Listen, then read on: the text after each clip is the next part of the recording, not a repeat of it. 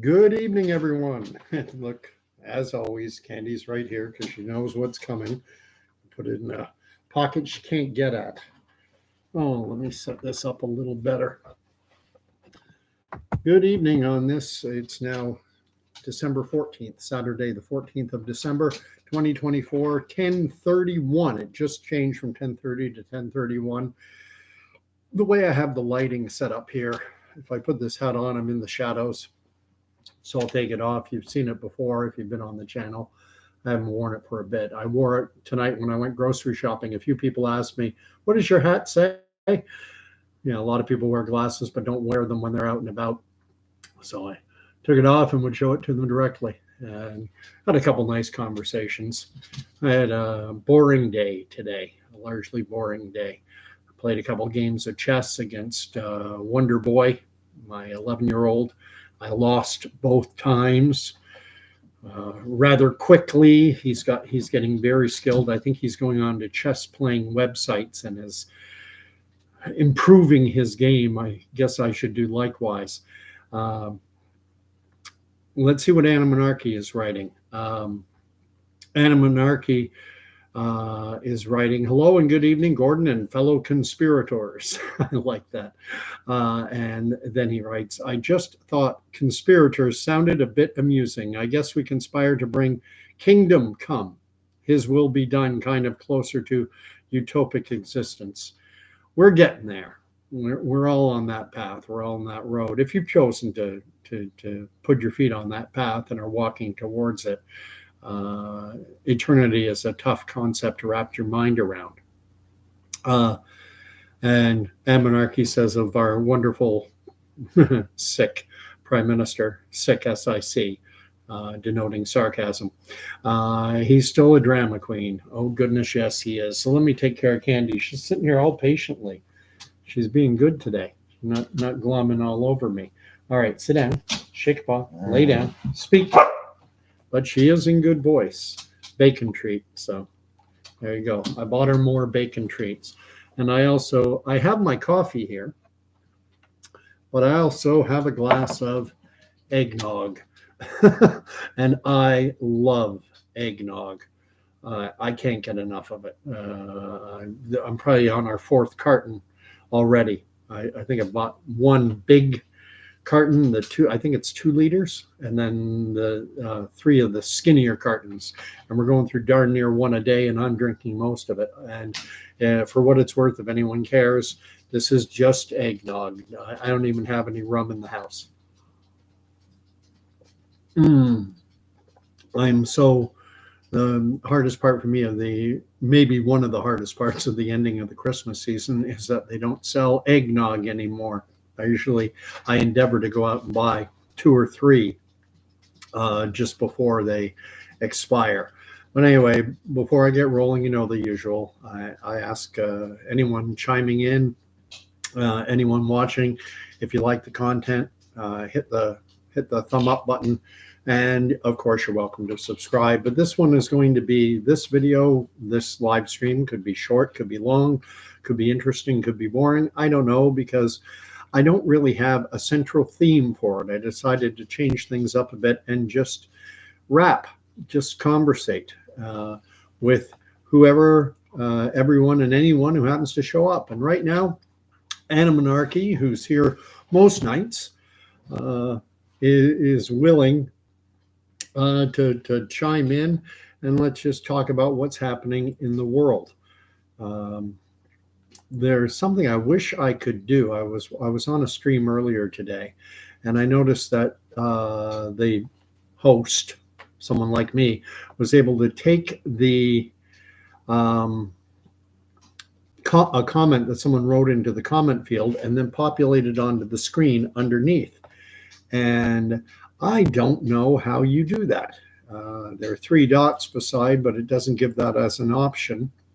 It says channel activity, go to channel, pin message, report, remove, put user in timeout, hide user on this channel, add as moderator. But I don't see any way.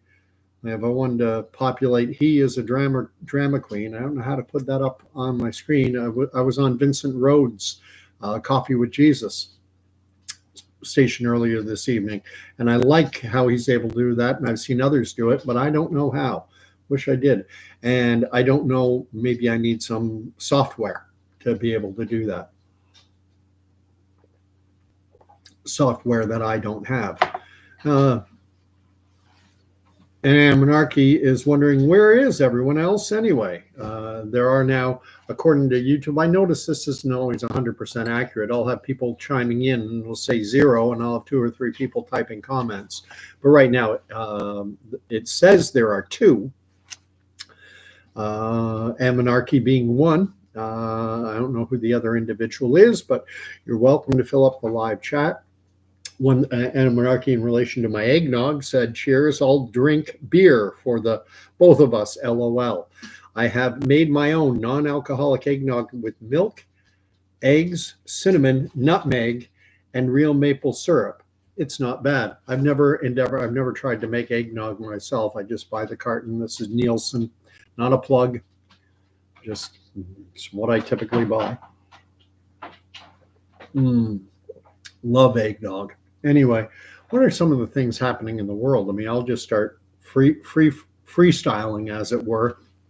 I have about 22 different categories for my videos, and one of them is freewheeling Sundays. And even though it isn't Sunday for another hour and a half, I put this under the freewheeling Sunday category because that's what I want to do. Just freestyle, freewheel, and see what's on people's minds. I'm just going to look at my news feed.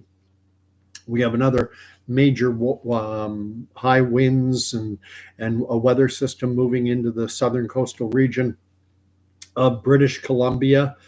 More, weather-related news on the weather-related front in Malibu.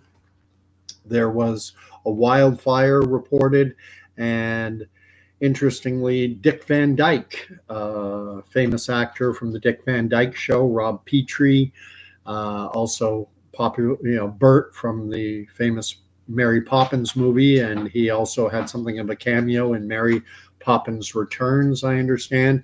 He lives in Malibu and apparently was carried to safety by his neighbors. And I think he just had his 99th birthday. So that would mean he was born in 1924, 1923, or I guess 1924, 1925. Hard to imagine the changes that man has seen in his life. And it also tells me, man, oh man, I'm getting old, because how much longer is Dick Van Dyke going to be around? I've seen him doing a whole slew of recent interviews, and he looks incredibly fit. I mean, for his age, but how many people live to be 98, 99, 100 years of age? Very few. And his mind certainly appears sharp. And I've seen clips of him being interviewed on talk shows and such. Anna Monarchy's writing, I didn't even know Dick Van Dyke was still alive, nor that there was a Mary Poppins sequel. And likewise, I think I heard it, that they were making a sequel, but and then him celebrating a 99th birthday, surviving this wildfire, and it strikes me that a lot of younger people, a lot of people say under 40, under 30, certainly the 20-year-old set, they don't even know who Dick Van Dyke is. And I consider, I look back on my younger days, and I knew who Dean Martin was, who Frank Sinatra was, who George Burns was, who Jack Benny was, who Milton Berle was. I knew these icons of the entertainment industry, even though they were not of my generation. Now it strikes me that the generation growing up now, that certainly anything that is from prior to the year 2000, anything from the old 20th century, it's like they're completely detached from it. They aren't even aware it exists. There's another news story floating around about drone activity over New Jersey and maybe even, I think, also parts of New York. And no one knows what these drones are that are, is it nefarious activity? Are there foreign actors? And I haven't read too much up on it, but it's interesting. Uh, and it just, you know, there's always seems to be something on the periphery, something just on the edge of the news cycle, something that isn't getting major coverage, but it's there. And you just wonder what is going to blow up. What's going to become a major news event? What's going to start grabbing everyone's attention? We all go back to December, January of 2019, 2020, late 2019, early 2020, and there certainly were reports circulating about COVID, but it was still kind of on the edge of the news cycle. It wasn't the main story. It was just percolating in the background, and then it just built and built and built. And then March of 2020, it's like we've got to shut the entire world down. And could that happen again? Is something going on with all these drones? And I have to wonder, when you use the term drone, there are different types of drones. There are those little small ones, remote controlled. Hobbyists use them to take photographs. I live near a provincial park, and there's someone who goes and they send their drone up over Presqu'île Provincial Park here in Ontario, southeastern Ontario, Northumberland County. And they send their drone over looking for wildlife, looking at the landscape, looking at the birds nesting and such. But then there are bigger drones that can be used that can be armed, that can have explosives attached. All kinds of different drones out there. And Monarchy is writing, coincidentally, two guys who looked around your age, Gordon, me, were talking about people like Frank Sinatra earlier across the Tim Hortons aisle because I went to use the electricity and Wi-Fi, of course. And Monarchy, I know, is a bit of a nomadic figure, goes around seeking out Wi-Fi. I know life is challenging for you right now, Anne Monarchy, and I pray that things get better. But anyway, Anne Monarchy says, I have seen UFOs twice, human or alien. I don't know. UFO just means unidentified flying object. Doesn't mean that it has to be extraterrestrial. Just could be a drone. For all you know, if you don't know what it is, it's unidentified. But some were definitely extremely advanced, like they were appearing and disappearing. It seems so quickly they may as well have been extraterrestrial. I assume you were going to finish. One flew over me, and two other witnesses with a trippy light show of red and white concentric circles that faded out and shut down, coming closer. All lights shut down when it was over. Trippy stuff. I can't say that I've ever seen a UFO. The closest I ever came was I saw what I assumed to be a meteorite. It was in the early morning hours, still dark out, driving westbound on the 401, probably somewhere around between Bowmanville and Oshawa, and shooting across from the north, heading south, over the 401 and then over Lake Ontario, this fireball that absolutely lit up the entire sky. It was all of a sudden, for a few seconds, like noon, or maybe just a second or two.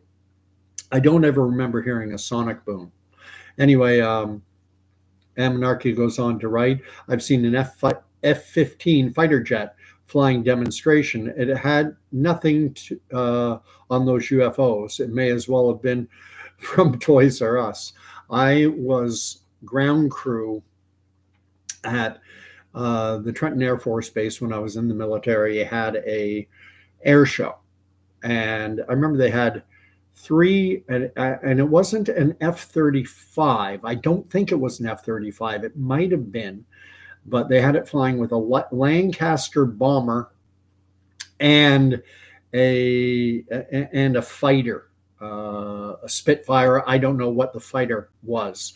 And the three of them were flying in formation, 1, 2, 3, perfectly in line with each other, going at the exact same speed. these old two old circa World War II aircraft. One was a Lancaster bomber, the other was a fighter jet from that era, from World War II. I think it was a Spitfire or something like that, and the other one was like an F-22. And I remember the F-22, instead of flying straight, it was at very pitched.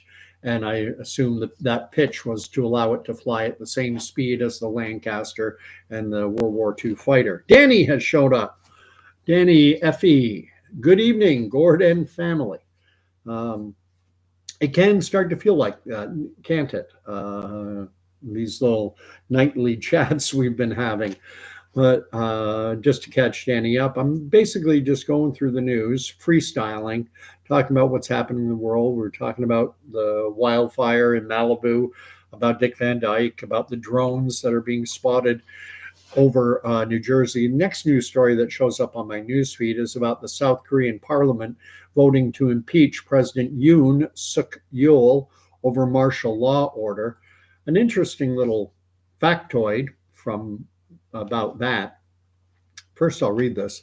Amonarchy writes, they hovered and floated around. I could only see the red and white lights on them, even when the craft went over us. So Amonarchy and I, Danny, have been discussing, these drone sightings, and Amonarchy has some experience with unidentified objects that have displayed strange properties. I myself never seen anything that I viewed as, I have looked and seen things flying, lights, but it's typically red and green, what you normally see on aircraft. So I assume.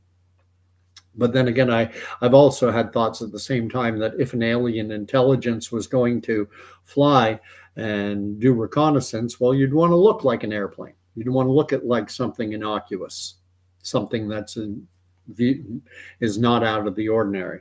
And we're also talking about eggnog. I can't get enough. No rum, just straight up eggnog. I've loved it since I was a little kid. So, at any rate, another news story here is about South Korean parliament voting to impeach their president. And the interesting point I was going to bring up is that myself, I always thought impeachment meant to be kicked out. I thought that a president, if he was impeached, that would be it. I didn't think an impeached president could continue to act as president. We all know that can happen now. Bill Clinton was impeached. Donald Trump, I think, was impeached twice. And what I've since learned, and I don't know whether this is true in the context of South Korea, but what I've come to understand is that an impeachment, where in the United States, a majority of the members of the House and the Senate vote in favor of impeachment, it is basically the equivalent of an indictment. And an indictment simply means that an individual has been deemed to have, that there's significant or substantial enough evidence to warrant a trial. And it doesn't mean a declaration of innocence or guilt. It simply means that there is sufficient evidence to take this case to trial, to have an actual court case take place. So what they have determined, I'm assuming in South Korea, is that there is significant evidence for the president of South Korea to stand trial for crimes, for engaging in illegal activity through his declaration of martial law. And it gets to this whole point that I haven't talked about for a while, but I've talked about how what I anticipate happening in the months and years ahead, who knows when it'll happen, but I think we're going to reach a point where we're going to be hit on all sides by all manner of different events, black swan style events, to use Klaus Schwab's term, and they're going to hit us all at once. And it can be, I think it can be environmental. It could be this drone activity. It could be a disease. We have disease X right now, apparently ravaging the Congo. It could be war. We've got plenty of that going on with Syria, Israel, Ukraine, and Russia. And then it could be other economic black swan. It could be, a big jump in interest rates, making life even more unaffordable than it already is. It could be political turmoil. It could be constitutional crises in the United States or Canada or anywhere else in the world. We've seen France has voted no confidence in the ruling government of France. They have a bit of a complicated system. The president appoints a prime minister from the parliament, and then that prime minister then has to maintain confidence of the House. And their president, or their prime minister rather, lost the confidence. And it's almost in a fashion, it's not criminal, but in a fashion, it's a form of impeachment. Who knows? And Monarchy's going back to the UFOs and saying, P.S. The one that flew over me, and the other two guys sounded like a jet, but prior to that, it just seemed to appear and was hovering for a handful of minutes in the distance before. So much can happen optically. Sometimes, there can be cloud cover. Planes can go behind clouds. And if they're flying directly at you, you may not have the perspective of movement. The lights are flashing every few seconds. And so if it's coming right at you, you may have this illusionary effect that it's stationary. I don't know. And then Monarchy goes on to say that it was making a beeline over them. And also, S could HTF in innumerable ways. How comforting. S could HTF. No more acronyms. This world is filled with acronyms nowadays. Oh, I got it. S could HT fit, talking about me, talking about everything coming at all. And you're avoiding the use of an expletive deleted. Hit the fan. Something could hit the fan in innumerable ways. Interesting. I was watching Vincent Rhodes, Coffee with Jesus. I was on his stream earlier this evening, just watching, and I'm filling his live chat. And he was talking about profanity and how we, quoting several scriptures about admonishments about being careful about your language and such. And I chimed in, I threw in some comments, and he reacted to a couple of them. I mentioned I was in the military, and so when I was in the military, F-bombs and every other expletive deleted was de rigueur, especially on training courses, F-bomb, F-bomb, F-bomb, and you become somewhat desensitized to it. One thing is, I have now, and I've mentioned this before, is that I've now taken to using, when people use take the name of Jesus Christ and use it as an expletive deleted, like when they stub their toe, or if you tell a funny joke and they laugh and go, oh, Jesus effing Christ. That's funny.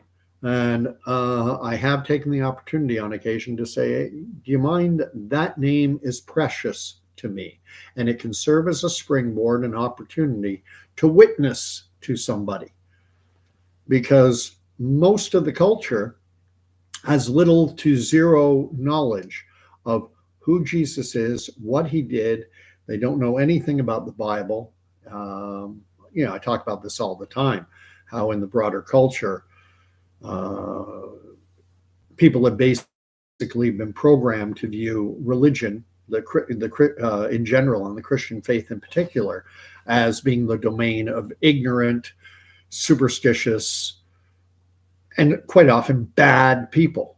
And man, we need whatever opportunities we can have to witness to those who have been inundated with this message. There are reachable people out there. A lot of them aren't. Probably the majority are not reachable. They're serving this world. They are full. They're all in with the prince of this world, and they want nothing to do They don't see anything wrong with this world. They just want to get as much stuff as they can. So anyway, Hank Holiday has shown up and is saying, "Hello, fam." I don't know what the God fam. I don't know what the G is standing for. Um, Getting back to UFOs, and Monarchy is saying, well, I was talking about how it could be a plane flying right at, and Monarchy is saying, nah, this was something else. I saw them appearing and disappearing, clear night. One looked like it did a U-turn around an artificial gravity well from hovering. No normal or aircraft for certain. Fair enough. Monarchy said, did you have a crew drill sergeant like the guy in Full Metal Jacket? Not that bad. That was over the top. But at the same time, I did have a sergeant in basic who I think was trying to channel that guy. I think he was trying to, be that guy, trying. He wasn't that bad, though. Monarchy writes, and then there were 3 hooray, LOL. I guess some of us had weekend plans. And the G was for Gordon. Okay, shorten my name to G. Good enough. And my eggnog is almost gone. And again, just to stress the point, no alcohol, no rum, and not even nutmeg. I just straight up eggnog ever since I was a kid. Can't get enough. So what else is happening in the world? Looking at my news feed. There was something. Jordan Peterson, famous Canadian psychologist and university professor. He's taught at the University of Toronto, Harvard. Anyway, it's been reported that he has pulled up stakes and has now permanently left Canada to reside full-time in the United States. He hasn't said where. However, the speculation is that he's living near his daughter, who apparently reportedly lives in Arizona. Apparently he's living in close proximity to his daughter, and she lives in Arizona. And why is he leaving Canada? Because it's simply become too oppressive. And with all these bills that we can't share news articles. We have compelled speech laws in this country. That's where Jordan Peterson sprang to fame sometime around 2014, 2015. The University of Toronto was forcing staff to, in all cases, to use gender neutral or these preferred pronouns, ze, their, and all the rest. And Peterson has a somewhat nuanced view on it, in the sense that if he's dealing with someone one-on-one, out in the hallway, or is having a meeting with a student, I believe he'd said he's not averse to using them in that context. But to be forced to use them, compelled, he spoke out huge against it, and it made him something of a target. And it also brought him a lot of fame. It brought him a lot of notoriety of both good and bad variety. Some people think he's the devil incarnate for daring to push back against compelled speech laws. Yeah, you must use the words we tell you to use. And he was having none of it. And now we have Bill 63, what they're calling the online hate bill, or online hate harms bill, or something to that effect. And it sounds all wonderful and good on the surface. They always give this type of legislation positive sounding language. It's part of the propaganda. It's part of the marketing, selling it to Canadians. But what they're talking about doing is setting up a committee, unelected committee, that will determine, when someone has engaged in online hate. And so much of this stuff can be subjective. Will that hurt my feelings? Well, suck it up, Buttercup. This is not an easy world to live in at times. So, this world can be difficult, and we're living in a culture. I'm finding something of a theme to talk about, and it's this idea that the Canadian government wants to infanticize. I think that's the word. They the nanny state. They want to basically, and I'm not sure how to say the word, infantilize the entire population of Canada. They want us as just little, soother sucking little babies, and big mama state, you know, is going to protect us and keep us safe from all harms and protect us even from ourselves. And what you end up with is a ineffective population that can't handle adversity, and this is a tough world to live in. We could be, Canada, it's something we don't face as a reality in this country, but think about the people living in Syria that saw Kurdish rebel groups, HTS rebel groups, Islamic State rebel groups, and that country blew up, became unlivable for millions of people. And then you have Israel. Look at what's happened in Israel, where the people in the north had to face rocket fire coming from Lebanon, being fired on from Hezbollah. And then look at the people in Lebanon when Israel responded, and you had all those attacks against Hezbollah, but that impacted the civilian population living in Lebanon because their government had allowed Hezbollah to operate in the southern part of that country. And so for the ordinary average, just Joe citizen living in Syria or living in southern Lebanon, oh my God. And that's something in the Western world, on this side of the pond, in Canada and the US, certainly, we've been inoculated against it. And what happens if things get bad here?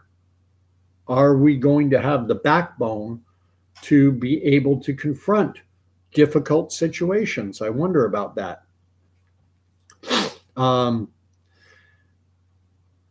Hank Holiday is writing something interesting because there's a lot of debate up here in Canada. This is big news. It's great that I have an American. I think Hank is from Texas. Hank is writing that Trump still wants you guys, us Canadians, to be the 51st state. And he has a big laughing emoji. And there's a big question, to what degree was Trump doing that? Was that trolling? Was that just trying to elicit a reaction, which is Trump does that? Or is there, and I think there's an undertone of seriousness to it. There was a doctrine in the US, and I don't know who first put it forth, or even, I think it was from the 1800s, though, maybe around the time of Teddy Roosevelt, and it was called Manifest Destiny. And Manifest Destiny held that the United States was destined to dominate and control the entire North American landscape, everywhere from, I guess, the Panama Canal right up to the North Pole. The North American continent was to be politically dominated by the United States. And I've got to say that as things stand right now, currently, would I be averse to Canada becoming the 51st state? And I'm going to sound like I know there are a lot of proud Canadians out there who would be opposed to that, but I would not. I'll put it out there right like that. Canada is an incredibly flawed country. The United States certainly is incredibly flawed as well. There's no perfect nation on the face of this planet. But I would take living, and it's interesting when you look at the United States, so much depends upon what state you live in. I think for a Canadian who likes the way our country operates, well, if you have to move to the States, move to California, and you probably won't notice much difference except for the weather. I would prefer to be living in a state like, and I forget whether it was South Dakota or North Dakota, that completely thumbed its nose at lockdowns and all the other measures that were brought in by Fauci and his crew. But Florida, Texas, and whichever one of the Dakotas, north or south, that pushed back against all the draconian measures we were forced to live through for 2+ years from 2020 forward. Let me catch up on what's being said, because this is free flow. I just want to talk about what you guys want to talk about. Anne Monarchy writes, put in Canadian currency, we are what, like 30? Yeah, I think our Canadian dollar is worth 60 something cents US. It's about a 35 cent give or take discount on our currency as compared to the United States. Can't remember the Canadian dollar amount compared to the US dollar right now. I could do a check. Someone can do a check, just US to Canadian currency. It changes daily. I can tell you a joke about that. I think I've shared it before. Whale Oil Beef is writing, speaking of North Pole, on my mind, I've been following the Antarctica Marathon and the beginning of the first ever S-Sun 360 live circling circuit. Yeah, I saw a video on this. What's happened is proponents of the heliocentric model of our solar system, those who contend that the Earth rotates around the sun and that we are a globe, sphere, orb, what they've proposed is to take a number of so-called take people who are flat earthers to Antarctica, where they contend that the sun will be visible for a full 24-hour cycle, because I don't understand it. And I've said before, I don't really care. It's not a big point of interest for me. But the flat Earth model holds that there's a disk that the Earth is something of a disk, and that Antarctica, rather than being a continent, is an ice wall holding all the water in. And that the reason we have day and night is that the sun rotates around this disk, and when it gets too far away, that's night, and then it gets closer and it becomes day. And that rather than the Earth revolving around the sun, it's the sun revolves around this disk in a circular fashion. So what they're contending is that by taking people down to a specific location in Antarctica, that they will be able to show them that the sun will never set. It will never get too far away for them to see it. And apparently it's happening in a few weeks or a couple months. I forget how long. I didn't dive too deeply into it. Yes, and Danny is a flat earther, hence the FE in brackets after his name.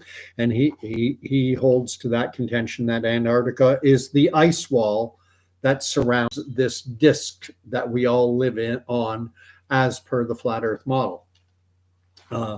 It'll be interesting. I am certain that regardless of what happens in Antarctica, that that the flat Earth community is not going to accept it. Even if they go to Antarctica and the sun is visible for a 24-hour cycle, which no matter where you are on a flat Earth model, there should be some nighttime, my understanding.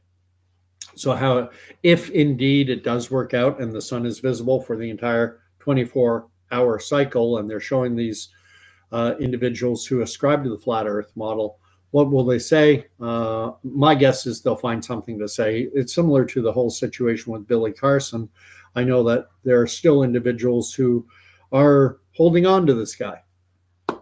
They're gonna continue to defend him, and they'll continue to support him. I don't think he has near as much to worry about as what is being said in the internet space by Christians such as myself. I think that Christians are happy to have seen him discredited, and show that what he's been putting out about this Sinai Bible and this Gospel of Barnabas and all the other stuff. And you can be a god, you are a god, don't pray, command, and all this stuff. They're happy to see him taken down a peg.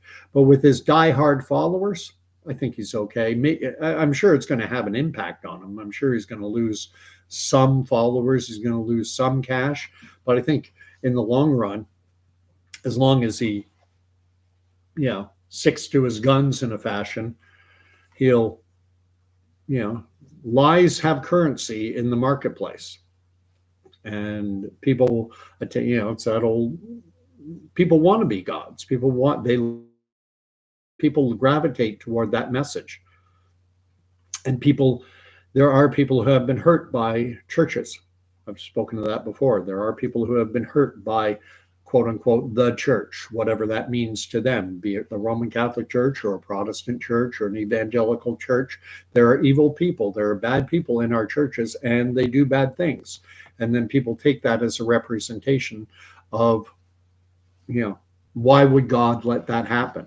If God truly exists, then that would not have happened to me. There'd be no hardship, no difficulty, no pain, no misery. The church should be ideal. Well, newsflash, churches are broken, imperfect institutions. Ideally, we struggle against that and we try to make them perfect, but they're never going to attain perfection like Christ did. Christ was perfect, but his followers were not. Anyway, reading on. I missed a couple messages rambling there, so let me.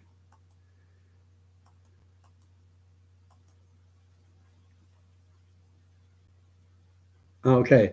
Danny, in reference to my comment on Canadians who would enjoy living in California, not noticing much of a difference. If a Canadian moving to California would think, man, it's pretty close to Canada. That's because of Gavin Newsom, who Danny calls Gruesome Newsom. I've also heard him called Mussolini in reference to Benito Mussolini. Amonarchy says 35 Cent is a reference to the rapper 50 Cent, 50 Cent, and his crew G Unit. Okay. Hank is writing, I believe if their economy is an economy collapses, okay, I'm just going to read the way I think you meant to write it. I believe that if there is an economic collapse, that Canada, Mexico, and the US will unite and have one common currency. Would not surprise me. And then I have Anna Monarchy writing that Hof called the Iceman, Wim Hof called the Iceman, did an Arctic marathon in just shorts, I'm pretty sure. No real insulation. Latest I did a cold water plunge was in like 30 seconds, maybe probably less than a minute. You won't catch me every year on New Year's Day, I think it is. You have this polar bear type group that goes to jumps into lakes, into Lake Ontario, and forget it, not doing that. Thought about it before, but that was many years ago, not currently. And Whale Oil Beef writes, the recording of the capital SUN, the recording of the sun is happening today and for the next 2 days. I don't know what you mean by the recording of the sun, capital SUN. Anyway, reading on. Amonarchy says to swim to acclimate for winter camping. And I started to feel sleepy, so I swam back to the shore quickly because I was concerned about hypothermia. No kidding. When HOF is a monster, what a savage, inspiring. Wim Hof, okay. Or Wim Hof. It's an individual. Amonarchy says that the latest date for the cold water is November 11th, so it's easy to remember. Danny writes, he's quoting the Bible, Psalms 19:1, about us being as evidence, or in his opinion, and in the opinion of those in the flat earth community, take that as evidence that we are under a dome, aka the firmament. And the psalm is 19, verse 1. Amonarchy writes, in a lake. Amonarchy writes, a great song by one of my favorite rappers, K Rhino, who I don't even know. I don't know K Rhino, from Houston, Texas, made a great song called Perfect World. It is from a good following perspective about civil morality. And Hank is writing something I harp on much, a relationship with Jesus over religion. I don't mean to beat this topic to death, but religion is a man-made construct. And I do think religion has its place. I do think religion is important in that religious practice, rites, rituals, things of this nature can be used and ideally are to be used to build that relationship. But the relationship is the ultimate end, the ultimate goal. But what often happens, sadly, is that the rituals become and the religion becomes an end into itself. It becomes more important than the relationship. And I talk about this a lot. It's this tension, this paradoxical tension that exists in so much of life, not just in religion. You want to have peace? Well, if you want to have peace, you better have a good, strong army that can act as a deterrent to those who would want to take you over. In order to have peace, you have to prepare for war. That's a paradox. Anna Markey writes that spell check changed God to good. Well, God is good all the time. Amen. And Anarchy gives me the pronunciation Reno, K Reno. Okay, not Rhino, Reno. Danny, my favorite. Jesus is king. Anarchy is saying not Rhino as in Republican in name only. It's a childhood nickname that stuck. No significance, he says. I highly recommend K Reno if you like rap and God anyhow. I'm not a big rap fan at all, but my musical taste tends to tilt more toward the country western. Give me some Randy Travis. Give me some Tanya Tucker. Give me some, the first lady of country music, Loretta Lynn. Well, I was born a coal miner's daughter. Love the way she sings. Crystal Gale. Conway Twitty. You name it. Old country. I love old country. Chris Christopherson, the Highwaymen. Gordon Lightfoot. Don't mind Gordon Lightfoot at all either. I find him easy to listen to. Did she mention my name just in passing? And when the night grew cold, did the look in her eyes seem far away? Won't you say hello to someone? There'll be no need to explain. And by the way, that's one of my favorite songs by him. And Cotton Ginny, there's a house on a hill by a worn down weathered old mill and the valley below where the river winds. There's no such thing as hard times and a soft southern flame. Ah, Cotton Jenny's her name, and she wakes me up when the sun goes down. And the wheel of love goes round and the love goes. I like Gordon Lightfoot. Even the Edmund Fitzgerald, although that's a bit of a dirge. But, Well Oil Beef is bringing up Stompin' Tom. It's Bud the Spud from the Bright Red Mud, going down the highway smiling. Stompin' Tom Connors from Skinner's Pond, PEI. A lot of people thought he was Newfie. He's actually from Prince Edward Island. And loved a lot of his music. Big Joe Muffler paddled into Ottawa, all the way from Ottawa in just one day. Hey, hey. And Tilsonburg, my back still aches when I hear that word. I loved Stompin' Tom Connors. Hank is asking if I can talk about how close we are to Jesus' second coming, in my opinion. Man, that's a tough one. I talked recently about how, we are to be living in expectation that going back to Paul's time, going back to the first apostles, those who walked with Jesus, they were living in expectation that Jesus was going to come back any day. And that was 2,000 years ago. And we are to be living in expectation that Jesus is coming back anytime, tomorrow, an hour from now, a week from now. He's coming. The King is coming back. We are to have that expectation constantly. But then you look at the world today and you look at everything that's unfolding in the Middle East. You look at Syria, basically, who knows what's going to happen in that country. The entire Middle East is so volatile right now. And I was thinking about that earlier about, when Abraham was called out and God said to Abraham, go to the land that I will show you. Leave your family, leave your kindred. You're in the most developed part of the world at that time. He's living in, Mesopotamia. He's living in and around the Tigris-Euphrates River, something that anthropologists, archaeologists, they tell us that this is the cradle of civilization. This is where, it all started. And he's told to leave and to go to the land that I will show you. And he obeyed the Lord, and the Lord accounted it to him as righteousness. And where did he lead him? He was led to go to the land of Canaan, what is today called Israel. And why there? Why not the Napa Valley? Why not the Rhineland? Why not somewhere in and around where he already was? The Tigris and Euphrates, or the Nile.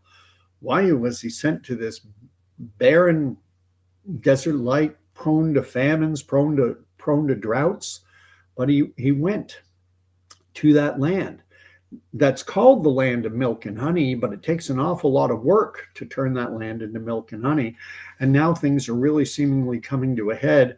And I'd be lying if I didn't say I'm anxious to see what is the significance of the land of Israel, of this little strip of land on the Levantine coast. What is so significant about Jerusalem? Why is it so important? I know it's the nexus of three continents, Africa, Asia, and Europe, but how soon? I mean, I'm digressing. How close are we to Jesus' second coming? I do think we are close. I think I do believe my lifetime, but I could be wrong. And I'm to be living in the expectation that his return is imminent. It's that passage we were talking about. I think it's from the book of Matthew, about having enough oil for your lamp. Keep your fire burning. Keep Christ's light shining in this world. And that's something I'm endeavoring to do right now through this YouTube channel and through conversations I have with people when I'm working. It's a retail setting. I talk to people all the time. Danny's mentioning a song, getting back to the music, that Loving Her Was Easier. It's a great Kris Kristofferson tune. Take the ribbon from your hair, shake it loose and let it flow. Help me make it through the night. Another one. The only time that Kris Kristofferson wrote a song that actually went to #1 with him singing it is Lord Help Me Jesus. Why me, Lord? What have I ever done that was worth even one of the pleasures that I've known? Tell me, Lord, what did I ever do that was worth loving you for the kindness you've shown? Lord, help me, Jesus, I've wasted it, so help me, Jesus, I know what I am. And now that I know that I've needed you, so help me, Jesus, my soul's in your hands. Tell me, Lord, what did I, no, then it's, tell me, Lord. I'm trying to remember the second verse. Maybe, Lord, I can show someone else what I go through myself on my way back to you is part of it. And I think of that song. I love it because, what have I ever done that was worth even one of the pleasures that I've known? We live in a pleasureful world.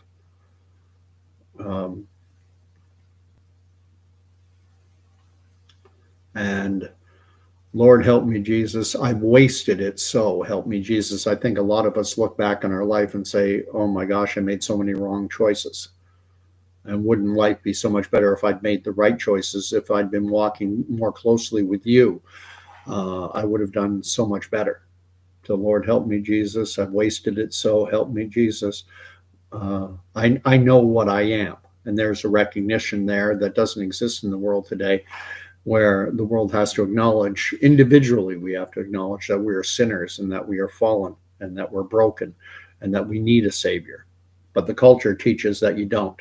The culture wants to teach us, like this Billy Carson guy, that you unto yourself, you are a god and you can command things and use the law of attraction and raise your vibration and get your chakras in line and all this other stuff. You talk about religion. That is a false religion.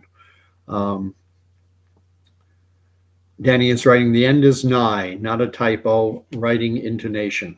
So Danny thinks the world is coming, that we're near the end. And I hearken back to that passage in Thessalonians about, the restrainer being taken away.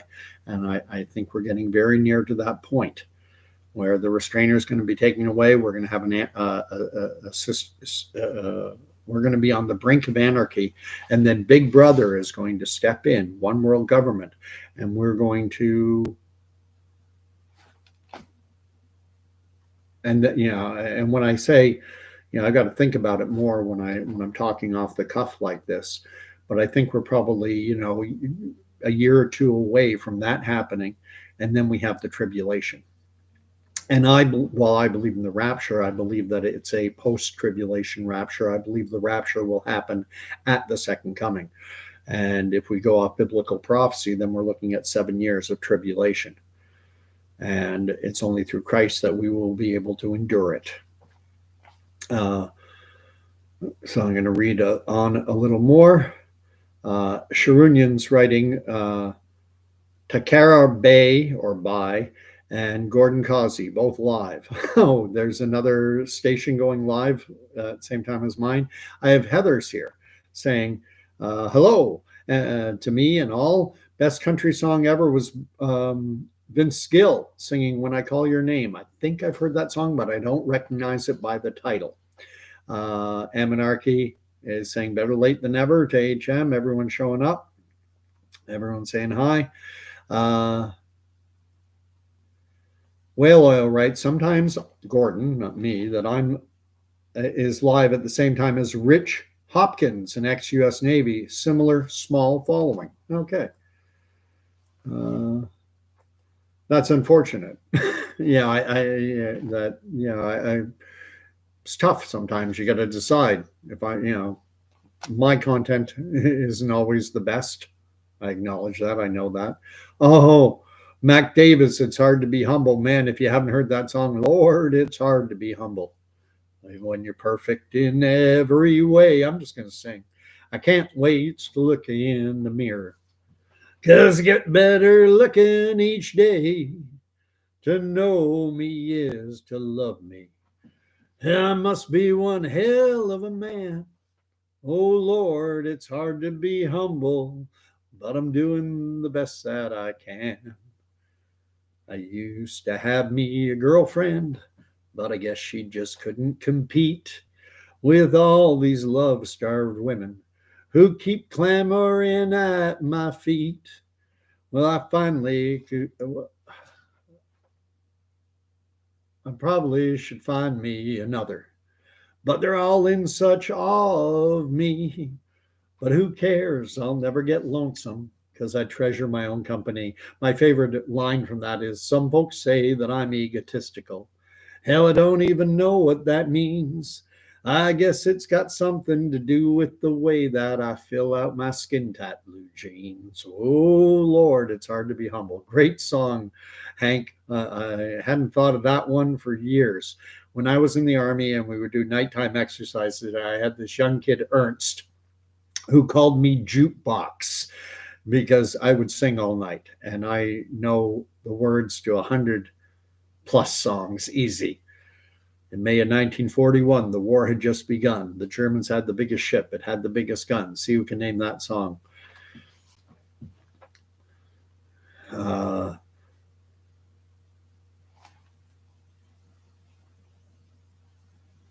just reading through. Danny writes, HM is writing at Danny, that Mrs. Toby Keith. And I like, you know what? It's interesting. One thing, there was a song that Toby Keith, and this is kind of when he broke out and became famous. He sang a duet with Willie Nelson called Beer for My Horses. And it was, Grandpappy told my pappy back in my day, son, a man had to answer for the wicked that he'd done. You get all the rope in Texas from you get all the rope in Texas and a tall oak tree, hang them high in the street for all the people to see. Now, this was during the time of 9/11. This was during the time when the U.S. was going into Afghanistan and trying to take over the southern half of that country. And I saw that very much as a propagandistic song. I saw that as complete propaganda. because, and the chorus was, because justice is the one thing you must always find. You got to saddle up your boys. You got to draw a hard line.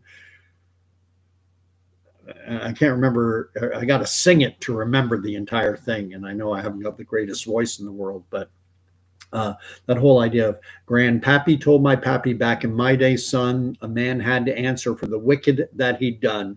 You get all the rope in Texas and a tall oak tree, hang them high in the street for all the people to see.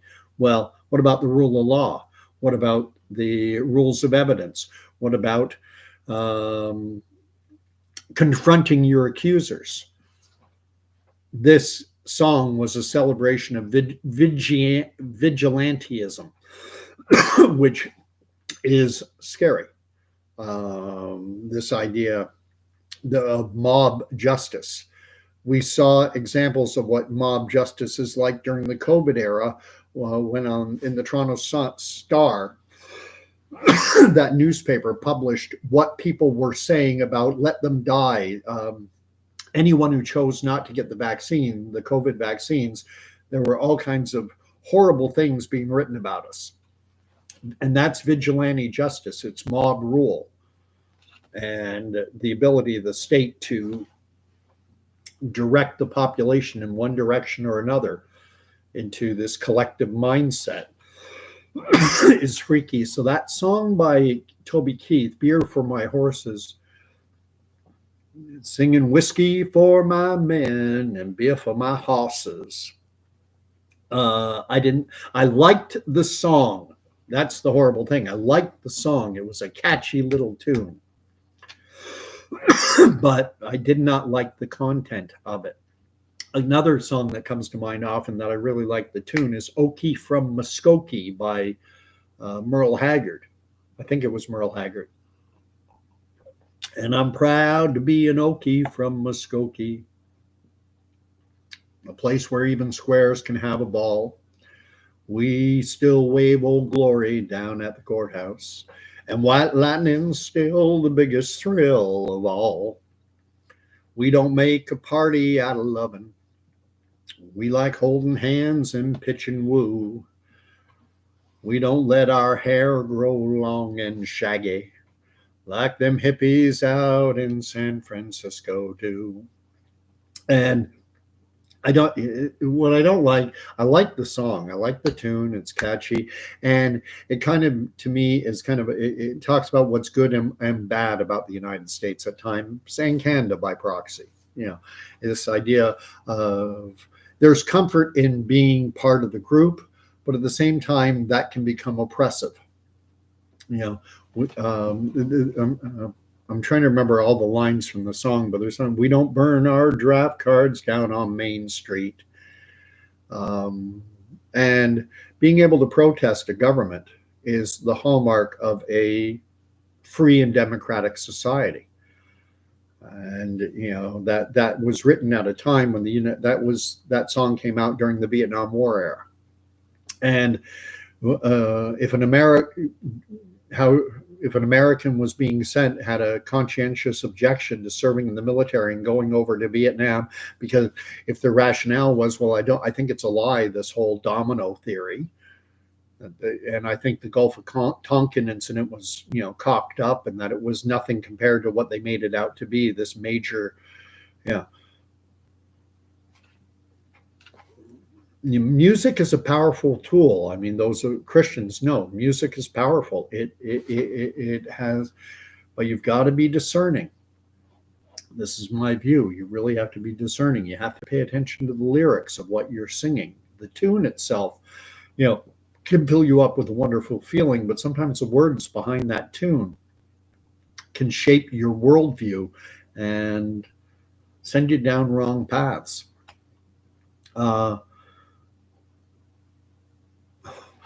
I don't look good naked anymore. Well, Beef is brought up. I don't think that guy who did that one used to be a hell of a man, could chop wood with just one hand, but I can't do the things I'd done before. The wife wants to roll in the hay. We can't turn the lights down all the way, 'cause I don't look good naked anymore. I'm a deep fried double wide version of the man I was before. It's a good tune. It's catchy. Uh, just trying to catch up. Uh, Amonarchy is talking about how winter camping with a sprained arm and shoulder and stuff and a fractured foot will make it made him tougher. Oh, that'll do it. Putting up tents in Valcartier in February when it's minus 30 plus or minus 30 or colder. Man, that was a pain. Uh, Danny writes, "Heavens to Murgatroyd." Who used to say "Heavens to Murgatroyd"? I can sing. You know what? I learned something that I can sing actually not horribly, provided I keep myself in the low register. As long as I, stay within my keep it down low, keep it bassy, baritone. Don't try and be a tenor or high tenor. Don't try and hit any high notes, and I can carry a tune. Amonarchy writes, not going to pan let anyone let not going to pan let alone on the internet. A butcher shop. Let me have free peppermint tonight. Pepperoni. That's dinner. Awesome. You lost me, Amonarchy, but that's all right.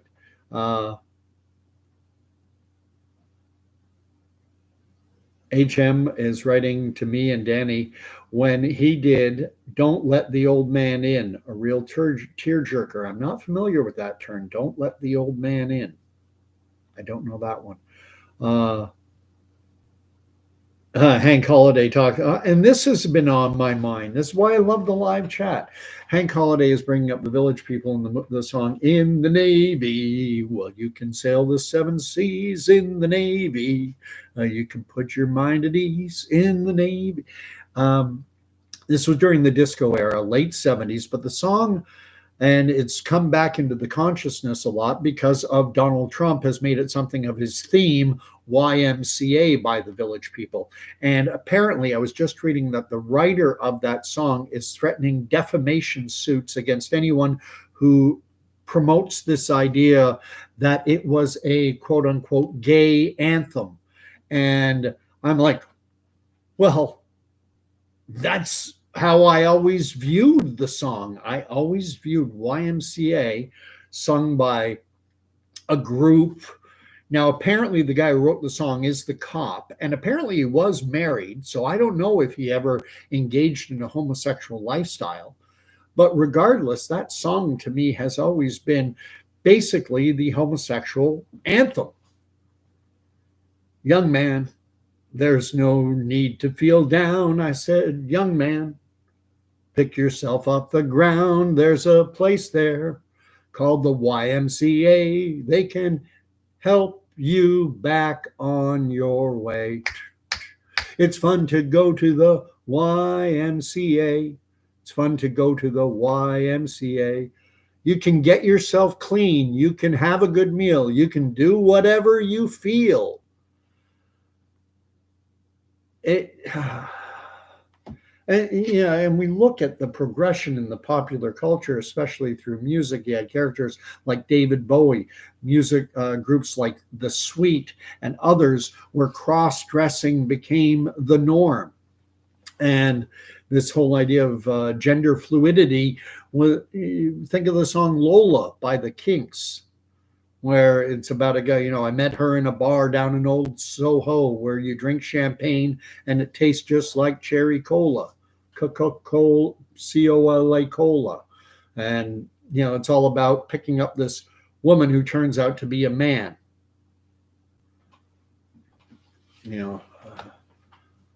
Well, I'm not the world's most passionate man, but I know what I am. I'm a man. Oh, yeah. And so is Lola. Lola, Lola. I don't remember all of that song, but that's the progression of the song. Meets this girl in a club, takes her home. Couldn't understand how she walked like a woman, or how she talked like a woman, but walked like a man. Lola, Lola, whatever.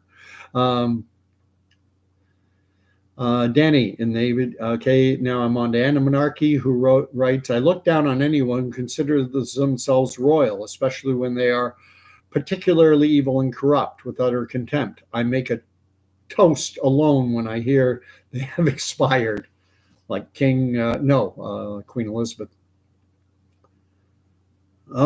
Danny, we don't take our trip. That's back to Okie from Muskogee. We don't take our trips on, we don't make a party out of loving. We don't take our trips on LSD. We don't burn our draft cards down on Main Street. We like living right and being free. Leather boots are still in style for manly footwear. Beads and Roman sandals won't be seen. Football's still the roughest sport on campus. And the kids here still respect the college dean. And I'm proud to be an Okie from Muskogee. Monarchy thinks the weed that grown up in Muskoka, Ontario is good. All right. Monarchy, I think the village people were more about barrel riding, so to speak. Haha. Typing that. Well, G says it. Okay. Yeah. What do you want me to watch later, HM? Angry American by Toby Keith. I don't know the song Angry American. I know a lot of his music. How do you like me now? Now that I'm on my way. Love that song. Who's Your Daddy? I love this bar. Red Solo Cup, of course. I knew that one. Know a lot of his music, but I can't say that I know Angry American by him. I never bought any of his albums. I never bought a lot of albums, to be honest. Another one I really love is Alan Jackson. Absolutely love Alan Jackson. And, it's funny, so many of the people that I used to consider new country, Garth Brooks, Alan Jackson, Clint Black, I considered these guys new country. And to me, old country, there was old country, which was Johnny, Willie, Waylon, Chris, Conway Twitty, George Jones. That was old country. Then there was really old country. Really old country would be Stonewall Jackson and Hank Williams Sr. and that era from the 40s, 50s. I want to go home. Bobby Bear, I think. I want to go home. Last night I went to bed in Detroit City. Some great old music that we don't get to hear anymore. HM writes, the link I put in chat is to the song Don't Let the Old Men In by Toby Keith, performing it right before he passed away. I didn't see the link. Can you do me a favor, HM? Either email it to me or put it into the comment field when this video posts, because I want to hear it. There's one I'd heard that I hadn't heard by him, something about rum is the reason why pirates never ruled the world. And I'd never heard that song by him, and he was doing it in a duet with Sammy Hagar. And I just caught the two of them singing it. And I'd never heard that song either. And I wonder, Toby Keith was performing during the COVID era, early on in the COVID era. And coincidentally, you couldn't perform during that time unless you rolled up your sleeve. So I have to assume that Toby Keith, and unrelated to the whole vaccine thing, I'm not 100% sure what he died of. But I think it was a very aggressive cancer, I think.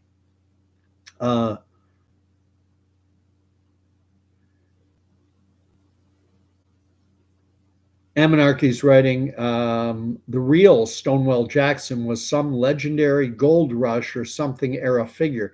Stonewall Jackson, I don't know if that's, and I think that might have been U.S. President Andrew Jackson, the guy who's on the $20 bill, or it's another Jackson. But I think, anyway, Stonewall Jackson had a song before Before ABBA came out with their song Waterloo, Stonewall Jackson, Waterloo, Waterloo, where will you meet your Waterloo? Everybody has to pay, everybody has his day, everybody has to meet his Waterloo. Little General Napoleon of France tried to conquer the world but lost his chance, met defeat, known as Bonaparte's retreat, and that's where Napoleon met his Waterloo. And now a fella was trying to be true, but he took her life, but he lost his two. Now he swings where the little birdie sings, and that's where Tom Dooley met his Waterloo. And there's an old song, Tom Dooley, hang down your head, Tom Dooley, Kingston Trio. Hang down your head and cry, hang down your head, Tom Dooley, poor boy, you're bound to die. Anyone ever heard that song, Tom Dooley? Whale Oil's right. I've tried putting web links in your comment section, but they don't stick. I've noticed that before. People have said, "Oh, you look," and it's not there. So, but it does work in the comment field after the video posts. And Anna Monarchy writes that is of the belief that YouTube will delete any link that isn't to a YouTube video or a YouTube related link. I don't know. Look, been going on for an hour and 16 and talked a little about the Bible tonight. Not a great deal. My favorite topic. But thanks for getting me on to that. Hank Holiday mentioned one while we're going down the country. Don't forget George Strait. Can't forget George Strait. A lot of names who didn't mention. There are just too many in the country music space. I love that song by David Allan Coe. You can't. You never even called me by my name. You don't have to call me darling, darling. And Hank Holiday is signing out because I've signaled that the stream's coming to an end. So I'm going to end it the way I always like to end it, quoting from Scripture. And the world is going crazy, but having a time of fellowship like this can help. Keep a smile on your face. At the same time, nothing beats fellowship, in person. I would encourage everyone here, if you don't attend a church, find a good one if you can. Find a good one if you can, and get into fellowship, and come as you are. And if the church isn't willing to accept you coming as you are, well then, look for a different one. And it helps to live in a more populated area, because then you'll have a few more choices. If you live in a very rural area like myself, I really only have, there are a number of choices here. Some I dismiss, but we have Reformed, Pentecostal, United, Anglican, Catholic, Jehovah's Witness, and that's about it right in town here. And get into relationship, get into community, and realize that the church you're going to is not going to be perfect, but then you are not perfect. If you're going into a church thinking you are perfect, then you don't need to. If you're already perfect, you don't need to go to church.